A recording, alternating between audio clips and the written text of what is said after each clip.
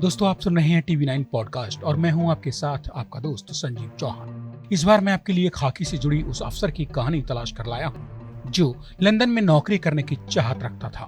London में नौकरी का मौका हिंदुस्तानी हुकूमत ने दिया तो वही नौकरी उसके लिए बवाले जान बन गई। जिस पूर्व पुलिस अफसर का जिक्र आज मैं यहाँ कर रहा हूँ, उनकी इस वक्त उम्र करीब 76-77 साल हो चुकी है। नाम है RC भाटिया यानी रमेश चंद्र भाटिया। दिल्ली के वसंत कुंज इलाके में रहने वाले RC भाटिया इस उम्र में भी तकरीबन रोजाना ही जिम और क्लब जाने के शौकीन हैं। हरफन मौला RC भाटिया को जब क्लब और जिम में पहुंच पाने का जुगाड़ नजर नहीं आता तो वे भी अपनी खुशी के लिए दूसरा रास्ता निकाल ही लेते हैं। ये रास्ता है फ्लैट के आसपास रहने वाले 4-6 उम्र दराज, हम उम्र या फिर यहाँ तक कि नाती पोतों की उम्र के लड़कों के साथ ही ताश खेलने बैठ जाना।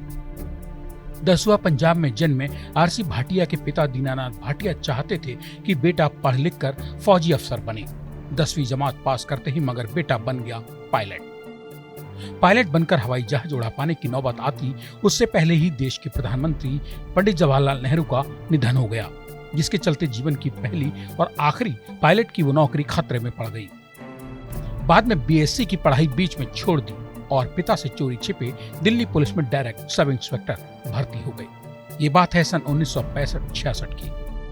पहली पोस्टिंग मिली दिल्ली के कमला मार्केट थाने में और इलाका मिला जमाने भर में देह व्यापार तथा कोठों के लिए बदनाम दिल्ली का रेड लाइट इलाका GB रोड। दिल्ली पुलिस में खुद के थानेदार बनने की घटना को रमेश चंद्र भाटिया आज एक्सीडेंटल मानते हैं। सन 1980 में भाटिया साहब दिल्ली पुलिस से हिंदुस्तानी विदेश मंत्रालय में डेपुटेशन पर चले गए।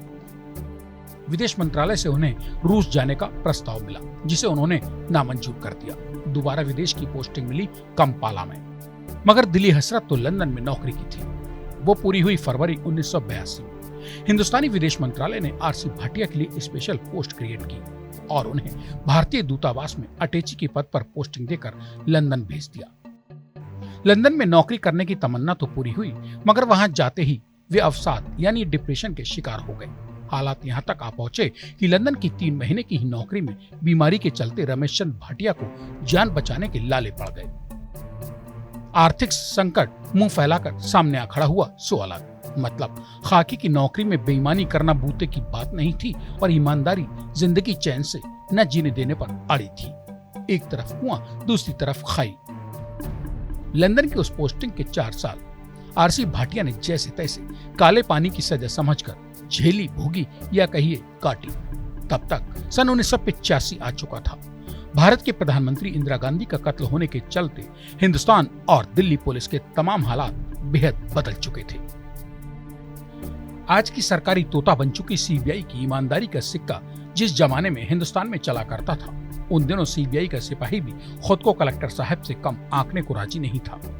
दिल्ली पुलिस की ओर से हिंदुस्तानी प्रधानमंत्री के सुरक्षा बेड़े में कई साल शामिल रह चुके रमेश चंद्र भाटिया उस दौर की CBI में कई साल डेपुटेशन पर नौकरी कर चुके हैं।